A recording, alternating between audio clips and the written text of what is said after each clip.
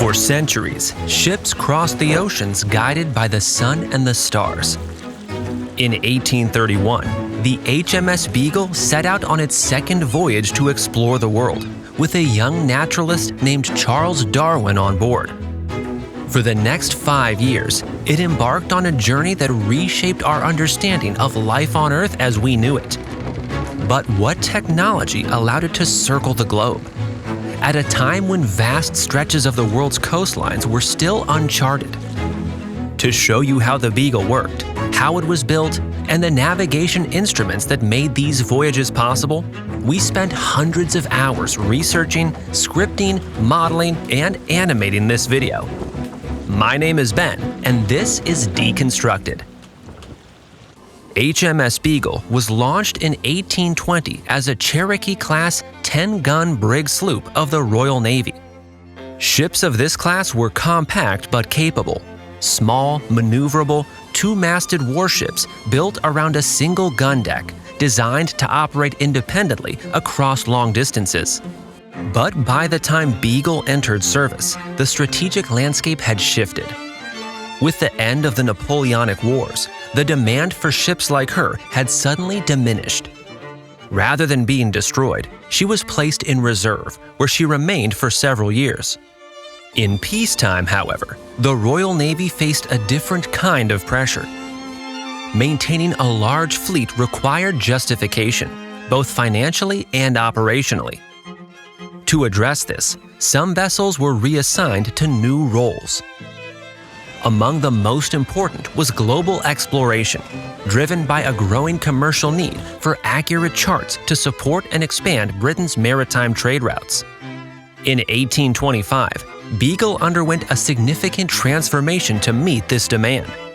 Her armament was reduced, shifting her away from combat. A third mizzenmast was added, converting her into a bark, and new forecastle and poop decks were constructed to improve her seaworthiness and functionality on long voyages. Over the following years, between 1826 and 1843, Beagle completed 3 major survey expeditions, conducting extensive hydrographic work across multiple regions of the world. She is most widely known for her second voyage, from 1831 to 1836. On board was Charles Darwin, whose observations during that journey would go on to shape his theory of evolution. After her first voyage, the ship underwent another refit, and we will present her as she appeared during the second voyage. The ship's length along the gun deck measured 27.5 meters, roughly the length of 2 semi-trucks lined up end to end, and at its widest point, a beam of 7.5 meters. From the keel to the tip of the tallest mast, it rose to a height of 34 meters. Originally designed to carry around 120 men as a warship, the Beagle sailed with just 65 after her conversion. The vessel itself was arranged across multiple decks, beginning with the opening working decks above, descending through the crew's living spaces on the lower deck, and finally down into the deep storage areas of the hold. We'll walk through each of these spaces in detail, starting at the sails and working our way downward, deck by deck, and uncover the navigation instruments that allowed the crew to determine their position with remarkable precision, long before modern technology. In long voyages like this, illness was a constant risk, and medical care was limited to what was available on board. If something went seriously wrong, you were on your own. No specialist, no second opinion. Just hope the person treating you knew what they were doing. Thankfully, most of us aren't out at sea, but even today, finding the right doctor can still feel harder than it should. Trust me, I once had to describe a very questionable rash to multiple receptionists before getting anywhere. Most people don't avoid it because they don't care. They avoid it because it's a hassle. Searching, calling, waiting, it's enough to make you put it off. That's exactly why tools like ZocDoc exist. Today's video sponsor. ZocDoc is a free website where you can find and book doctors all in one place. You can search by condition, read verified reviews, and see real-time availability. With over 150,000 providers and 200+ specialties, you can find someone who actually fits your needs. Whether it's in person or a quick video visit, No hold music, no phone calls and explaining weird rashes over the phone. No waiting months for an appointment. Just a few clicks and you're booked. Plus, it's completely free. Darwin had to sail to the ends of the earth to make his discoveries. You just need your phone. If something's been on your mind, and I have a feeling for some of you it has, this is your moment to finally take care of your health. Head to ZocDoc.com/deconstructed to find a doctor that's right for you. Thank you to ZocDoc for sponsoring today's video and for helping us all take better care of our health. The Beagle followed the frame-first construction method, standard for the period. In this approach, the internal timber framework, primarily made of oak, was erected first, with the outer planking added afterward. Construction began with the keel, laid down as the ship's backbone. From there, the frames, or ribs, were installed along the keel at close intervals. These defined the shape of the hull and provided most of its structural strength. Because the Beagle was originally built as a warship, her hull adhered to Royal Navy standards, with closely spaced frames that increased rigidity and durability. Deck beams were then installed across the frames, supporting the decks above and distributing loads throughout the structure. Above the keel, mast steps were fitted, anchoring the bases of the masts directly into the strongest part of the ship. For those interested in a deeper look, we've created a dedicated deep dive video focused entirely on hull construction of warships from this era, covering details not shown here, and available exclusively to our YouTube and Patreon members. Finally, by the late 18th century, ships like Beagle were fitted with copper sheathing along the underwater portion of the hull, a critical upgrade that protected it from marine growth, preserving both speed and performance over long voyages. Rising above the hull were the ship's three masts: the foremast forward, the mainmast at midships as the tallest, and the mizzenmast aft as the smallest. These were not single pieces of timber, but built from multiple sections.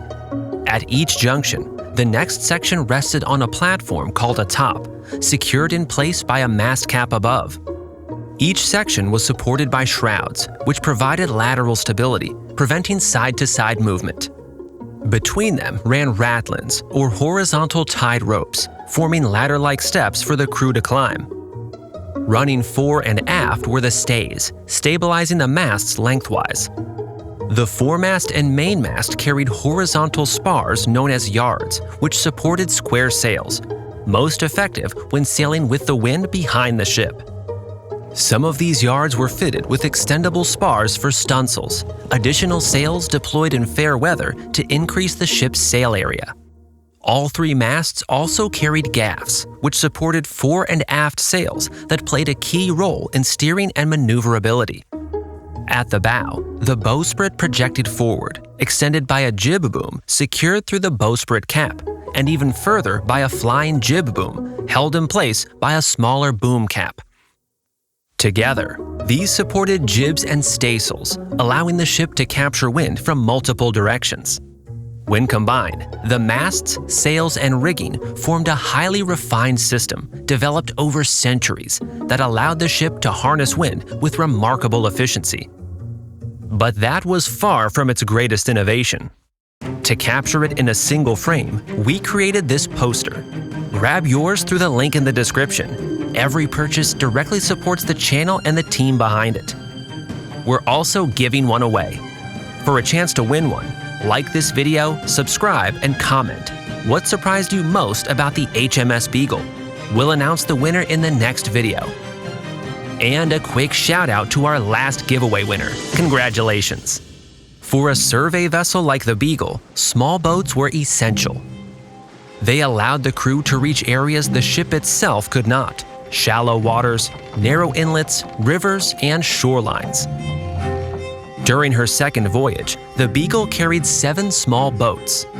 A yawl and a cutter, small sailboats used for close-to-shore exploration, were stowed amidships on the deck. Behind them were 2 whaleboats and 2 gigs. The whaleboats were stored above the deck, while the gigs were suspended on davits. These long, narrow, oar-powered boats were ideal for surveying shallow waters. At the stern hung the jolly boat, a small oar-powered craft used to transport crew between the ship and shore. Now, let's take a look at the key external components of the ship's hull. At the very front of the ship was the bow, where the figurehead was mounted prominently, a carved wooden decoration often tied to the ship's identity. HMS Beagle was named after the hunting dog breed, as was common practice among the Royal Navy to name ships after animals. Just behind it were the seats of ease, simple open-air toilets positioned at the bow, where waste could be discharged directly into the sea, and wave action helped wash the area clean. These served as the primary toilets for the crew. The view was amazing, but in rough seas, using them could be quite an experience.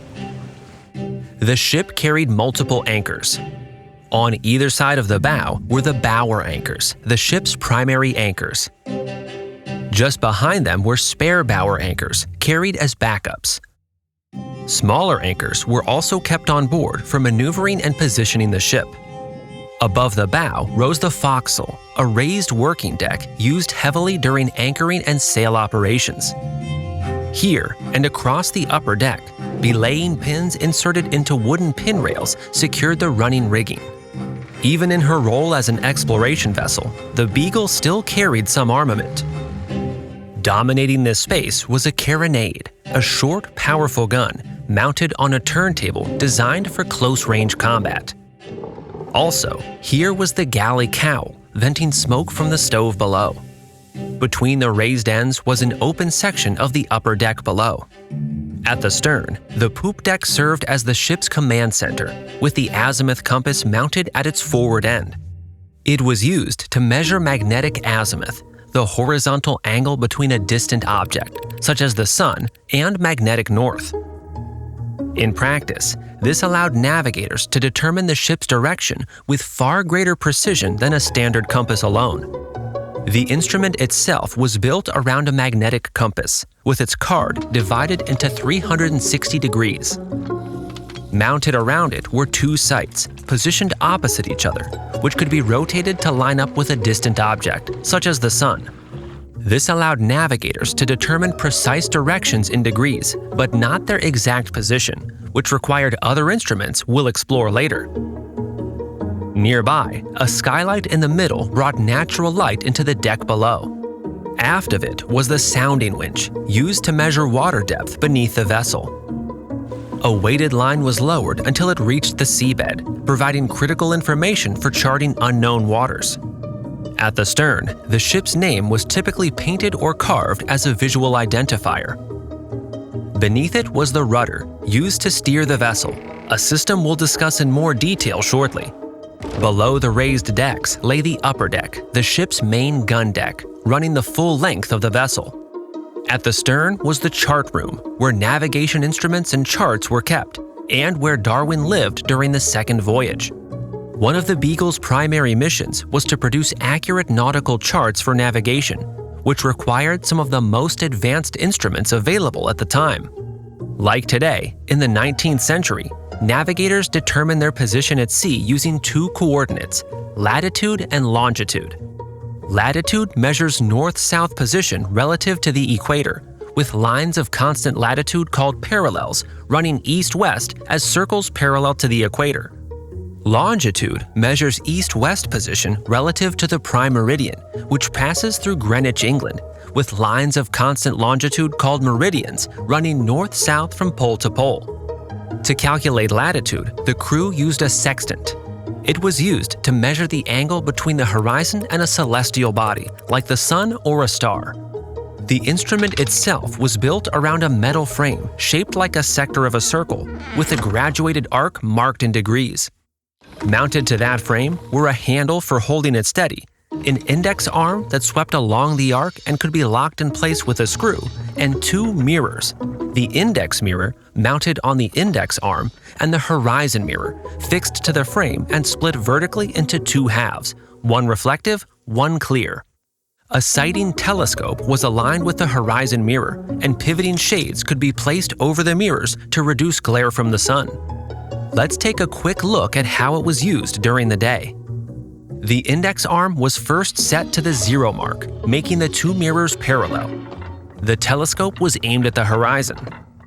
Because the mirrors were parallel, the horizon could be seen through both the clear and reflective halves of the horizon mirror. While keeping the horizon in view, the index arm was moved forward along the arc. As it shifted, the index mirror tilted, and eventually, the image of the sun appeared in the reflective half of the horizon mirror. The arm was adjusted until the bottom edge of the sun aligned with the horizon, then locked in place. The resulting angle was read through the index window on the arc. Combined with the date of the observation, that angle could be looked up in nautical tables to determine the ship's latitude. But a sextant alone could not determine longitude. For that, the crew needed another critical instrument, the chronometer.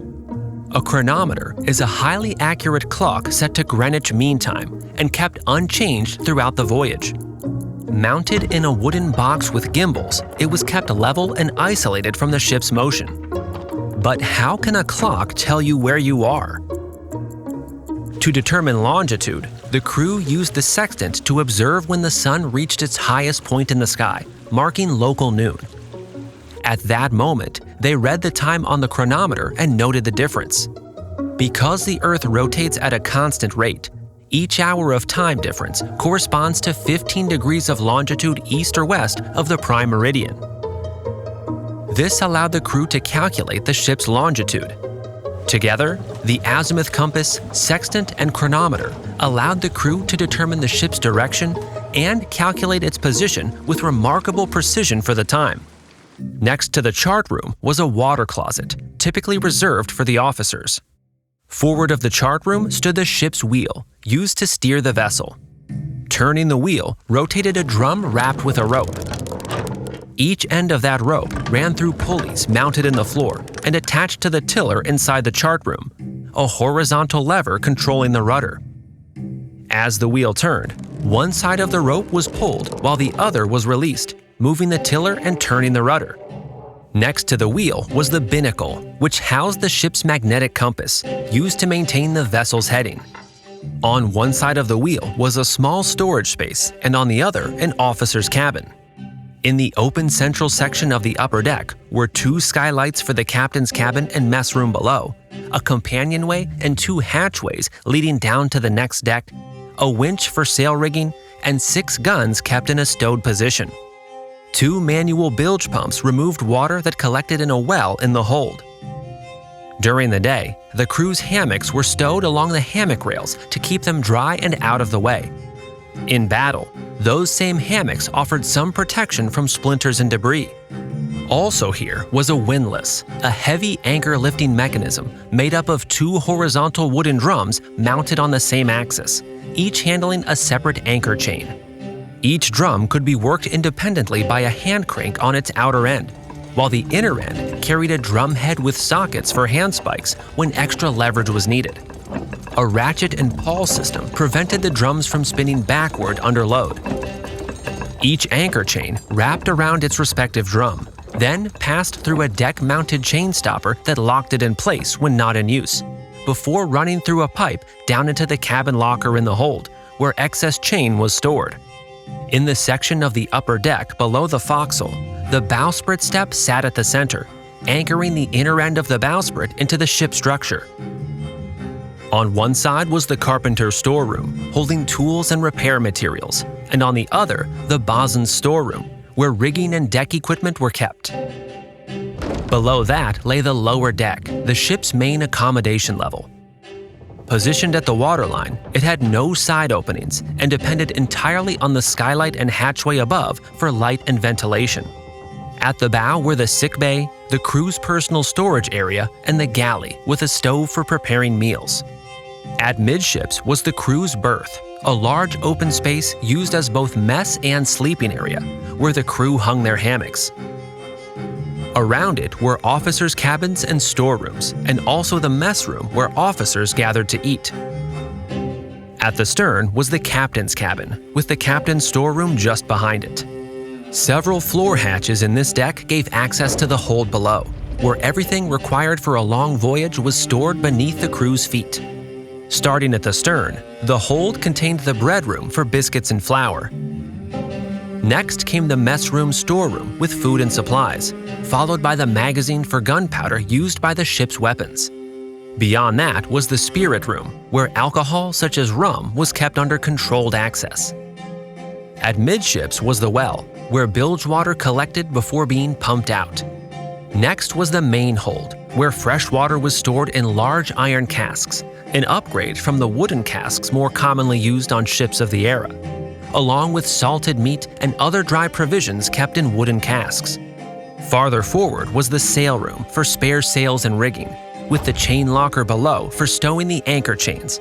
And finally, at the bow was a storeroom holding coal for the galley stove along with additional provisions. Throughout the hold, high-density iron ballast blocks known as kentlage were laid along the bottom of the hull to lower the ship's center of gravity and improve stability. After completing 3 major survey voyages, HMS Beagle's role shifted once more in 1845. She entered a final phase of service as a static Coast Guard watch vessel, stationed along the English coast to help prevent smuggling. But by then, her most important work had already been done.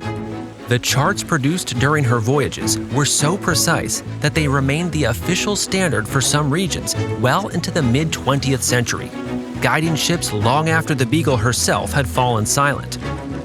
Yet, her greatest impact reached far beyond navigation. During her second voyage, the observations made on board by Charles Darwin would go on to shape the development of the theory of evolution, fundamentally changing how we understand life on Earth. A small wooden warship built for combat that never fired a shot in anger, yet helped transform science forever. While the Beagle would go on to explore the world, other ships served a very different purpose. Decades earlier, the Royal Navy launched another class of warship built to carry more guns, one that, this time, brought its full firepower to real naval battles. HMS Pegasus was one of them. Check out this video to see exactly how it was built, how it worked, and how ships like this fought at sea. Thanks for watching. Stay curious.